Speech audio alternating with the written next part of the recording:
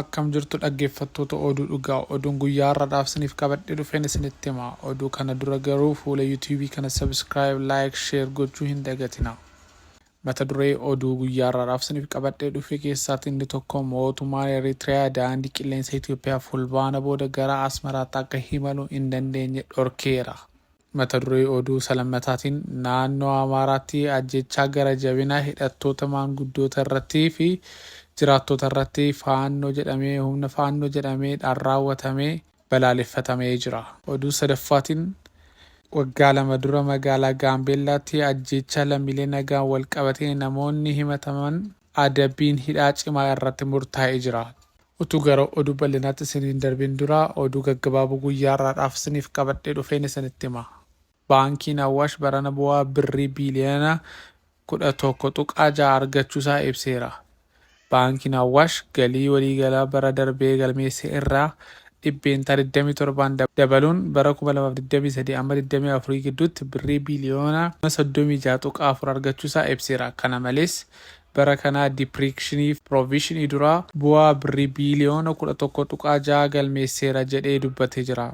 Akka baankichi beeksisetti bara herreega xumuraatti maallaqni kuufama baankichaa birrii biiliyoona 232 kan ga'u yeroo ta'u, kunis kan bara darbee irraa parsantii 24dhaan akka caalu dubbatameera.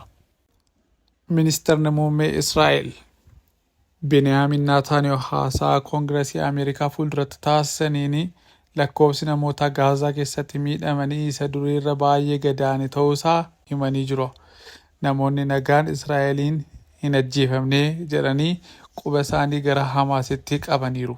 Sababni sigigaachuu lafaa godina kaaba Itoophiyaatti mudatee jijjiirama qilleensaa ta'uu akka noollee ogeessonni dubbatanii jiru.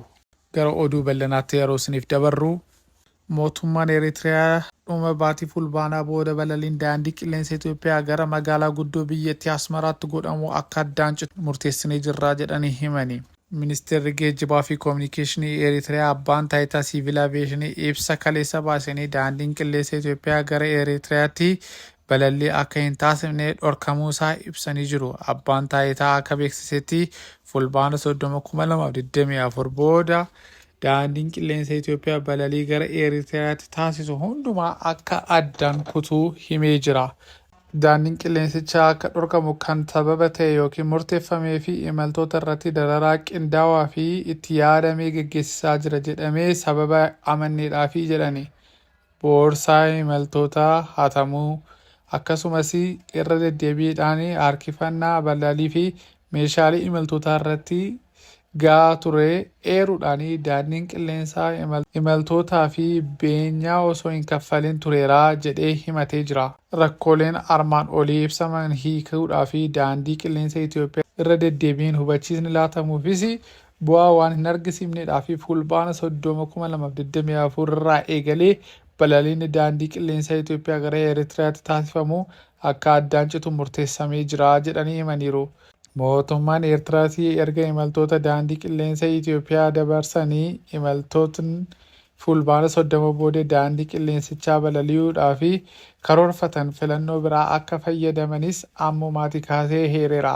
Dhimma kana ilaalchisee akkuma beekamu torbee darbe keessa daandii xiyyaara Itoophiyaa irratti himannaan ka'ee ture. Kunis intala Sumaalee tokko daandii xiyyaara Itoophiyaa keessaa balali'uu hin dandeessu jedhamtee humnaan harkifameera jettee edda dubbatteeti booda akka ta'e himamee jira.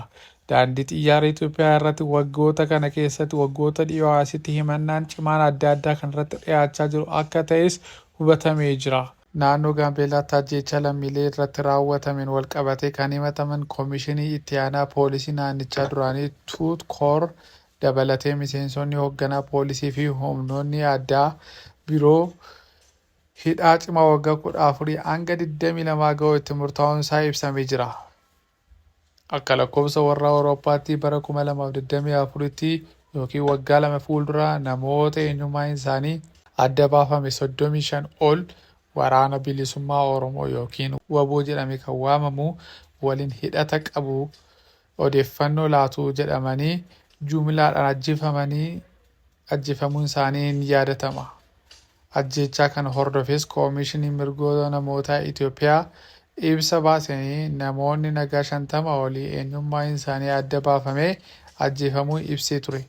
Manni murtii olaanaa federaalawaa dhaaddacha dhimmoota yakka heera mootummaan ol qabatee ilaaluuf beellama kanaan dura tureen tarree tokkoffaa irratti kan himataman Koomishineraa Poolisii Naannoo Gaambeellaa Alulaa Obaag ragaa abbaa alangaa sirriitti ittisuu isaanii eeruun bilisaan gaggeessuu isaaniin yaadatama. Haaluma kanaan Koomishinarri itti aanaa poolisii naannichaa duraanii Tuutkoor garuu ajjechaa humna addaa duraanii Inispeektar Koongireek ajajaa humna addaa duraanii Inispeektar Koongireerii fi ajajaa itti aanaa humna addaa Inispeektar Ujaadii Baaree tokkoon isaanii hidhaa cimaa waggaa 14 akka adabaman murteesseera. Mootummaan naannoo Amaaraa ajjechaa gocha suukkanneessaa hidhattoota faannoo jedhamaniin tibbana kana godina Goojjam kaaba aanaa Maccaa Kibbaatti abbootii amantaa, maanguddootaa fi dubartoota irratti dabalatee namoota nagaa irratti raawwatame balaaleffachuusaa ibsa baaseera.